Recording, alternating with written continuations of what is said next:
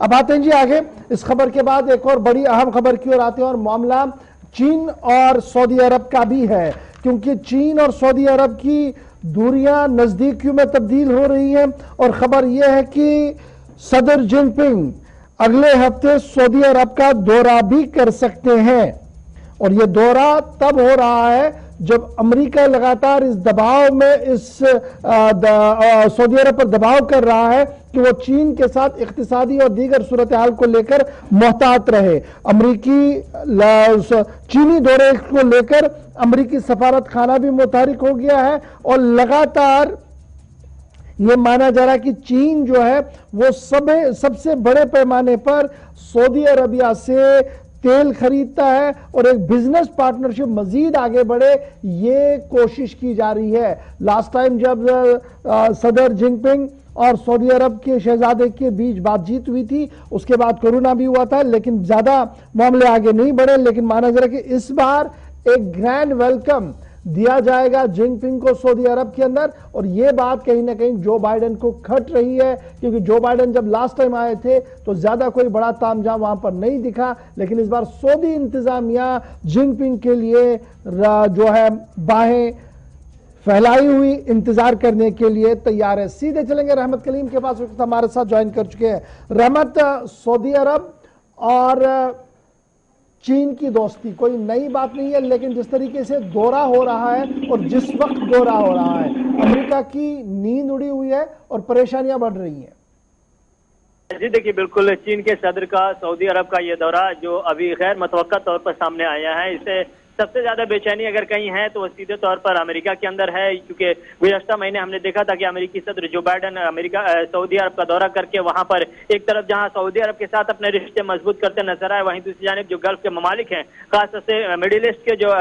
मेंबरान हैं, जो कंट्रीज हैं, उन तमाम के साथ बाज़ाब्ता तौर पर एक ऐसी डील की जिसमें यकीन दहानी कराई गई कि उन तमाम के साथ बाज़ाब्ता तौर पर अमेरिका हर मोर्चे पर खड़ा रहेगा। लेकिन इधर चीन और सऊदी अरब की अगर दोस्ती को देखें, ताल्लुकात को देखें, तो ये दुनिया की सबसे बड़ी और खामोश रिलेशनशिप रही है दो बड़ी कंट्रियों के बीच में। पिछले कई सालों को अगर आप देखें तो आपको मालूम होगा कि जिस तरह से चीन ने बाज़ाब्ता तौर पर यमन की जंग हो या फिर जमाल खाशोगी का कत्ल का केस हो या फिर इसके अलावा भी कई और इश्यूज ऐसे रहे हैं जिसको लेकर के चीन मुसलसल खामोश रहा है। लेकिन साथ ही साथ यूएस को देखें, यूरोप को देखें, इनकी जानिब से मुसलसल आवाज उठाई जाती रही है। उसके साथ ही हमने देखा कि सऊदी अरब ने भी अगर मुसलमानों को लेकर के हो या ताइवान का मामला हो या हांगकांग का मामला हो, इन तमाम मामलों पर या फिर कोरोना वायरस का मामला हो, इन तमाम मामलों पर बहुत ही खामोशी के साथ रहा है। ये दोनों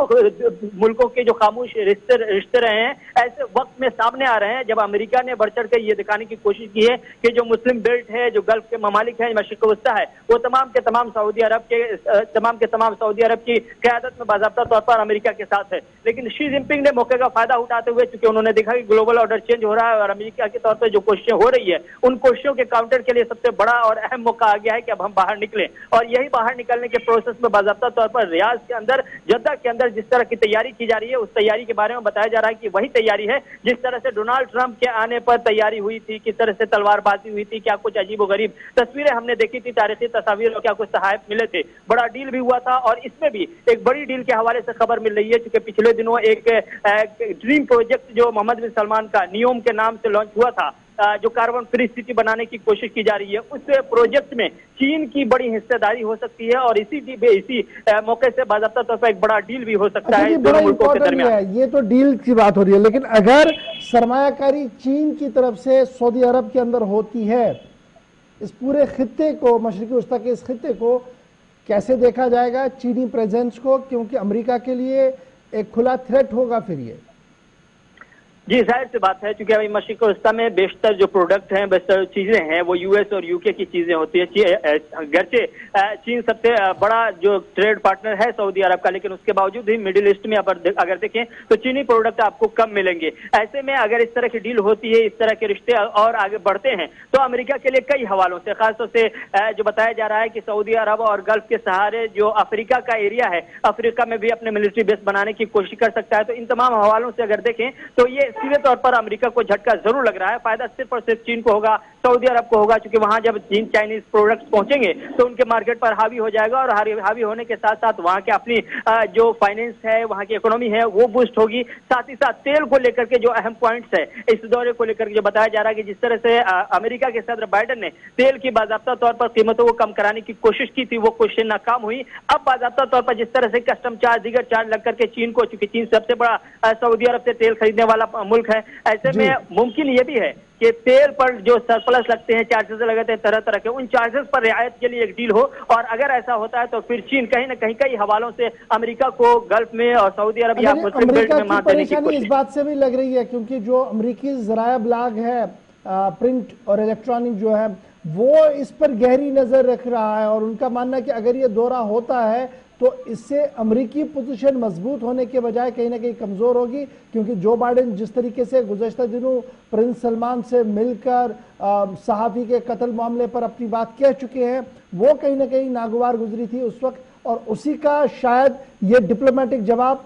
सऊदी अरब की तरफ से दिया गया है आज। जी बिल्कुल, देखिए सऊदी अरब के दौरे पर जिस तरह से बाइडेन ने मोहम्मद बिन सलमान के खिलाफ बयान दिया था, जमाल खाशोगी के लेकर के रियाज में होते हुए, जद्दा में होते हुए उन्होंने बयानबाजी की थी। उससे पहले भी जमाल खाशोगी को लेकर के मोहम्मद बिन सलमान को, बाइडेन हो या फिर उससे पहले की इंतजामिया हो, उन्होंने घेरने की कोशिश की थी। तो उससे जाहिर सी बात है सऊदी अरब में नाराजगी थी, और उस नाराजगी को इस दौरे के दौरान भी खुलकर देखने को देखा गया। लेकिन अब उस नाराजगी का फायदा उठाते हुए बाज़ाब्ता, तो चूंकि सऊदी अरब इस पोजीशन में है कि उनके दोनों हाथों में लड्डू है, एक तरफ अमेरिका है, एक तरफ चीन है, और दोनों सुपर पावर है। अमेरिका के मुकाबले में अगर कोई सबसे बड़ा मुल्क है तो वो चीन ही है। ऐसे में सऊदी अरब के दरबार में अगर बाइडेन के बाद शी जिनपिंग जाते हैं तो फायदा ज्यादा से ज्यादा सऊदी अरब का होगा। ये होगा कि ब्लॉक जो चेंज करना होगा वो अमेरिका के बजाय अब आपको चीन के ब्लॉक में आना होगा। और इस तरह से जो ग्लोबल ऑर्डर बदल रहा है, जिसमें खासतौर से अमेरिका को देखें तो अमेरिका गल्फ कंट्रीज को लेकर के, सऊदी अरब को लेकर के बड़े बबांग दोहरा ऐलान करते कि हमारे पास बड़े पार्टनर हैं। यूरोप से बहुत ज्यादा ताल्लुकात उनके हैं नहीं, बहुत ज्यादा गहरे रिश्ते नहीं है, गहरे रिश्ते इन्हीं ममालिक से हैं, और इन्हीं गहरे रिश्ते वाले ममालिक पर चोट करने के लिए चीन की तरफ से तैयारी है। और यही कोशिश है कि वो जो खास रिश्ता है, खास दोस्ताना ताल्लुकात है, खास बिजनेस का ताल्लुक है, उस पर चोट किया जाए। और वो सिर्फ और सिर्फ मिडिल ईस्ट है, सऊदी अरब है, अरब ममालिक हैं, और उन पर काउंटर करके बाज़ाब्ता तौर पर कहीं न कहीं अमेरिका को दूसरे जाविये से नुकसान पहुंचाने की चीनी सदर की कोशिश। बहुत बहुत शुक्रिया रहमत कलीम हमारे साथ फॉरेन डेस्क से ज्वाइन करने के लिए। फिलहाल